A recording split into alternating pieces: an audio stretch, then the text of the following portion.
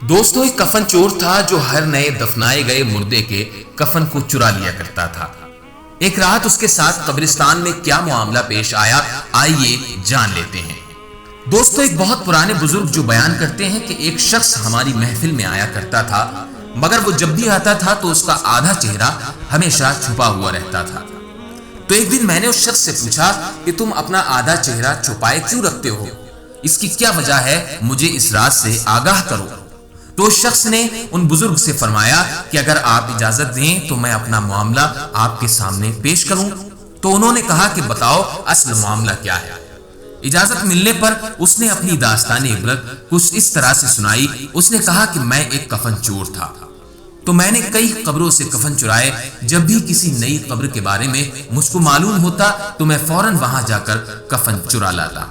ایک مرتبہ ایک عورت کا انتقال ہوا، تو جب اسے دفنا دیا گیا تو میں رات کو قبرستان پہنچا اور قبر کھودنا شروع کر دی۔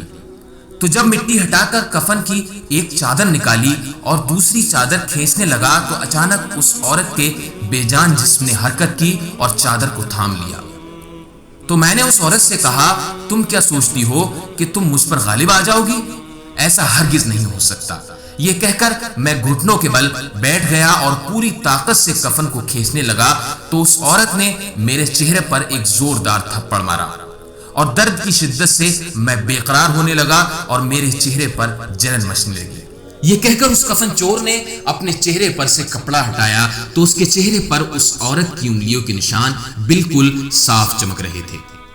تو ان بزرگ نے اس کفن چور سے کہا کہ اس کے بعد کیا ہوا؟ تو اس شخص نے کہا کہ میں نے چادر واپس عورت کے اوپر ڈال دی اور جلدی جلدی قبر پر مٹی ڈال کر برابر کر دیا، اور اس کے بعد سے پختہ ارادہ کر لیا کہ جب تک میں زندہ رہوں گا کبھی بھی کفن نہیں چراؤں گا۔ اللہ تعالیٰ میرے گناہوں کو معاف فرمائے اور مجھے توبہ پر استقامت عطا فرمائے۔ وہ بزرگ بیان کرتے ہیں کہ میں نے اس کفن چور کا سارا واقعہ لکھ کر ایک اللہ کے ولی کی طرف روانہ کیا، تو انہوں نے جواب میں لکھ کر بھیجا کہ اس کفن چور سے پوچھو کہ جو مسلمان قبلہ رو دفنائے گئے تھے کیا سب کے چہرے قبلہ کی طرف تھے یا قبلہ سے پھر چکے تھے؟ تو اس بزرگ نے اس کفن چور سے پوچھا تو اس نے کہا کہ میں نے جن لوگوں کے کفن چرائے ان میں سے اکثر لوگوں کے چہرے قبلے سے پھر چکے تھے۔ تو بزرگ فرماتے ہیں کہ میں نے یہ بات لکھ کر اللہ کے ولی کے پاس پھر بھیجی، تو انہوں نے جواب میں یہ لکھ کر بھیجا کہ جن لوگوں کے چہرے قبلے سے پھر چکے تھے ان کا خاتمہ سنت پر نہیں ہوا۔ اللہ اکبر۔ دوستو اللہ تبارک و تعالی ہمیں اپنے حفظ و امان میں رکھے اور ہم سب کا خاتمہ ایمان پر فرمائے۔ تو دوستو اس داستان عبرت میں ہمارے لیے عبرت کے بے شمار پھول موجود ہیں۔ کتنا تشویشناک معاملہ ہے کہ جو لوگ سنتوں سے منہ موڑ لیتے ہیں اور احکام شریعت پر عمل پیرا نہیں ہوتے، دنیا کو دین پر ترجیح دیتے ہیں، ان کے ساتھ قبر میں انتہائی سخت معاملہ پیش آتا ہے۔ پیارے دوستو قبر اور آخرت میں لمحہ بھر کا عذاب بھی برداشت سے باہر ہے، اور ہمارے نازک جسم جہنم کی بھڑکتی ہوئی آگ جو دلوں تک پہنچنے والی ہے اس کا مقابلہ ہرگز نہیں کر سکتے۔ تو اگر اسی طرح غفلت بھری زندگی گزارتے رہے اور اسی حالت میں موت آ گئی تو بہت ذلت و رسوائی اور دردناک عذاب کا سامنا کرنا پڑے گا۔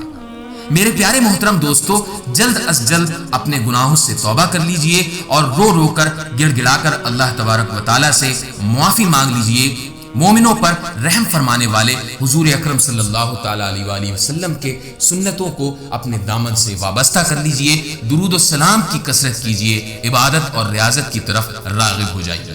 اللہ تبارک و تعالیٰ پہلے مجھے پھر تمام بھائیوں کو سمجھنے اور نیک اعمال کرنے کی توفیق عطا فرمائے، رسول پاک کی سنتوں کا عامل بنائے، آمین۔ تو دوستو آج کی اس پیارے سے عبرتناک واقعے کے بارے میں آپ کا کیا خیال ہے؟ ویڈیو کے نیچے کمنٹ باکس میں کمنٹ کر کے آپ ہمیں ضرور بتا سکتے ہیں، اور اگر آج کی ویڈیو آپ کو پسند آئی ہے تو ہماری ویڈیو کو پلیز لائک کر دیں اور بالخصوص جتنا زیادہ ہو سکے اپنے مسلمان بھائیوں تک شیئر کر دیں تاکہ یہ ویڈیو، یہ عبرتناک پیغام ہمارے مومن بھائیوں تک پہنچ سکے۔ دوستو آج کی ویڈیو کا اختتام انہی باتوں کے ساتھ ہوتا ہے۔ جب تک کے لیے اپنا اور گرد و نواح کے تمام ساتھیوں کا خیال رکھیے گا۔ خدا حافظ۔